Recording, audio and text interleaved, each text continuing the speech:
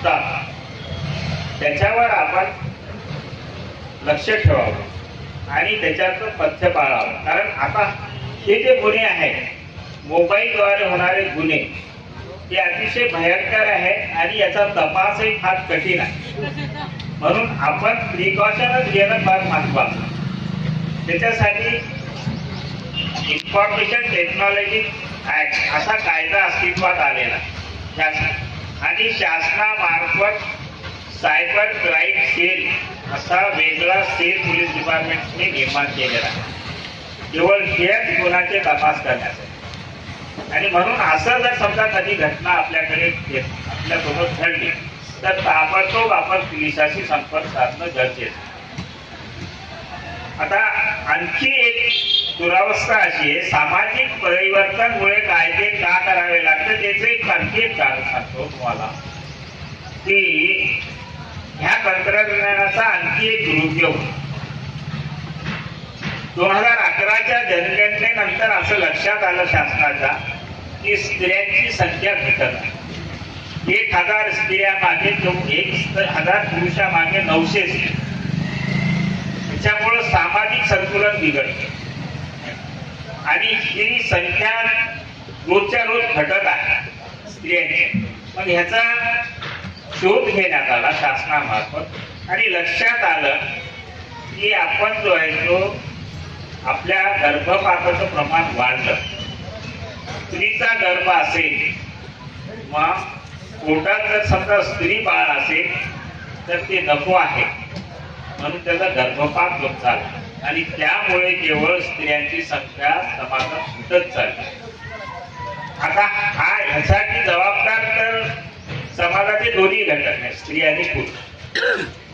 पण आपली जी काही पुरुष प्रधान संस्कृतीचा जो काही आपल्या पगडा आहे समाजावर तो आणि आपल्याला वंशाचा दिवा फक्त पुरुष पाहिजे आणि म्हणून मुलगाच पाहिजे या हट्टापोटी हा स्त्रियांचा जो काही गर्भपात होतोय ती मूलचं गर्भाचं ते प्रामुख्यानं ते एक महत्वाचं कारण.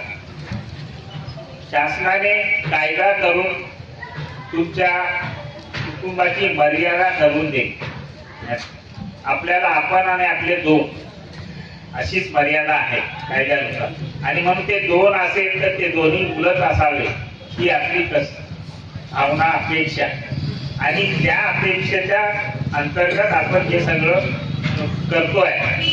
आणि म्हणून शासनाला एक कायदा करावा लागला की गर्भलिंग निदान प्रतिबंधक कायदा. म्हणून आपल्याला तो गर्भ स्त्रीचा आहे का पुरुषचा आहे हे तपासण्यावर निर्बंध घातले. आणि अशी जर समजा असा असताना सुद्धा हा कशाने आधारित करतोय आपण सोनोग्राफीला आहे ना. म्हणजे नवीन तंत्रज्ञानाचा हा सर्वात मोठा दुरुपयोग होतोय समाजात आणि समाजाचं संतुलन बिघडण्यासाठी हे कारणीभूत आहे. जर समजा असं झालं की संख्याच नसेल स्त्रियांची तर काय होईल कल्पना करा. आणि म्हणून याला कुठंतरी आपल्याला निर्बंध घालणं गरजेचं आहे. ज्यावेळेस त्याचा अतिरेक झाला त्यावेळेस शासनाने हा कायदा अस्तित्वात आणला. आता या कायद्या अंतर्गत जर समजा तुम्ही हा लिंग निदानचा प्रयत्न केला गर्भाचा तर जो काही डॉक्टर आहे तो तर जबाबदार आहे, नंबर 1 चा आरोपी आहे. पण त्या कुटुंबातून ती स्त्री आलेली आहे त्या गर्भलिंग निदानासाठी ज्यांनी त्याला उत्तेजित केलं किंवा प्रभावित केलं त्या दबाव टाकला असे कुटुंबातील सगळे जण त्याला दोषी ठरले जातील आणि या सगळ्यावर गुन्हा दाखल होईल. आणि हा गुन्हा गंभीर स्वरूपाचा आहे. त्याच्यात अजामीनपात्र गुन्हा आहे. डॉक्टरचं तर असा एक गुन्हा ज्या तारखेला दाखल झाला त्या तारखेपासून त्याचा जो काही लायसन्स आहे तो सस्पेंड केला जाईल आणि गुन्हा सिद्ध झाल्यानंतर तो रद्द कायम करतो. म्हणजे एवढी गंभीर तरतूद केली आहे. त्याच्यासाठी आपल्याला एक काम करावं लागतं महत्वाचं की असा गुन्हा उघडकीस आणण्यासाठी आपल्याला एक साधा अर्ज जर समजा आपण डिस्ट्रिक्ट हेल्थ ऑफिसर DHO म्हणतो तो त्या समिती स्थापन केली, त्या समितीचा तो मुख्य आहे आणि त्याच्याकडे आपण जर समजा असा अर्ज दिला, मग कोणी असो जो काही, बघा आपण समाजाचे घटक आहे, आपल्याला समाज निरोगी आणि संतुलित ठेवण्याची जबाबदारी प्रत्येक समाजाच्या घटकाला आहे.